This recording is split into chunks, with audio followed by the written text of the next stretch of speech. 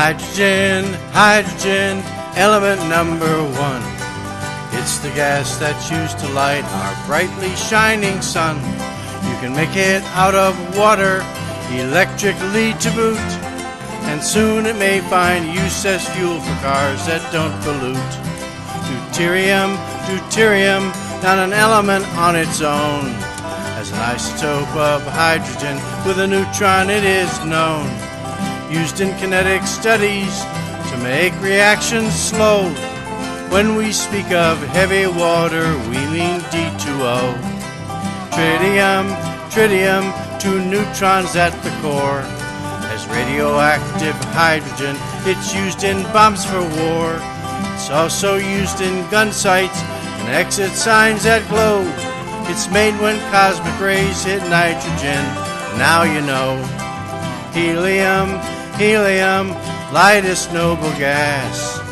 Use it in balloons that float and gas chromatographs. In the atmosphere of submarines, it really is your friend. It makes your voice go very high, but protects you from the bends. Lithium, lithium, first metal that we see. You can look for lithium in high-priced batteries. It forms univalent ions, just as you might expect. Remember that its flame is red and it's easy to detect.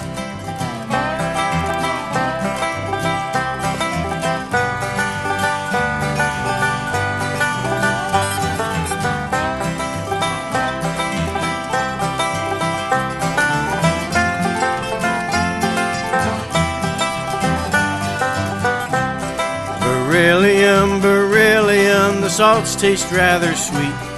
But since they're also poisonous, it's not too good to eat. Its thermoconductivity is excellent, they've seen. As beryl, it's an emerald, or else aquamarine. Boron, boron, so hard to purify. It's found in boric acid and that borax that you buy. Melts above 2,000, which is higher than we hoped. And boron found in nature has two stable isotopes. Carbon, carbon, the element of life. As diamond, it's transparent, so buy one for your wife. As graphite in your pencil, it's known to one and all.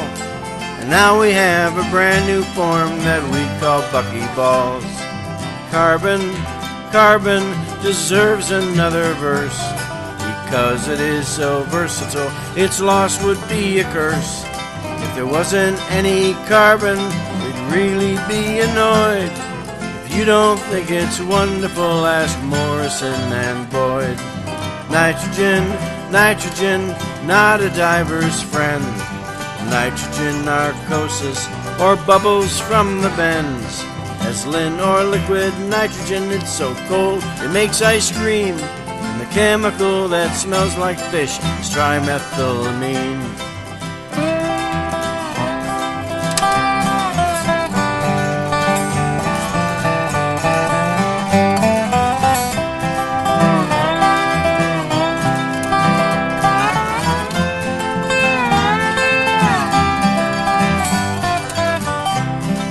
Nitrogen, nitrogen, diatomic gas. 4/5 of the atmosphere, so things don't burn too fast. Smog we see and breathe are its oxides in the air.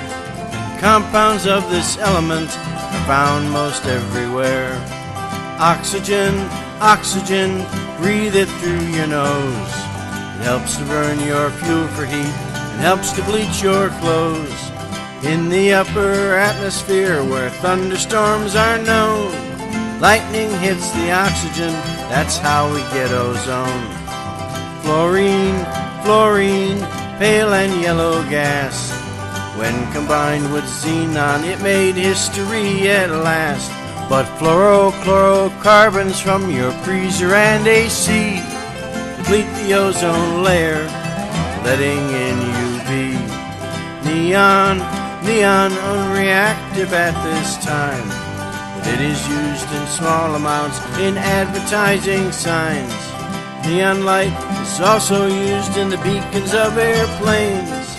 That's because it penetrates the fog, heavy rain. Sodium, sodium, silvery and white, reacts violently with water, causing H2 to ignite. Perhaps the most well-known in the alkali metal family. It's abundant on the sun and abundant in the sea.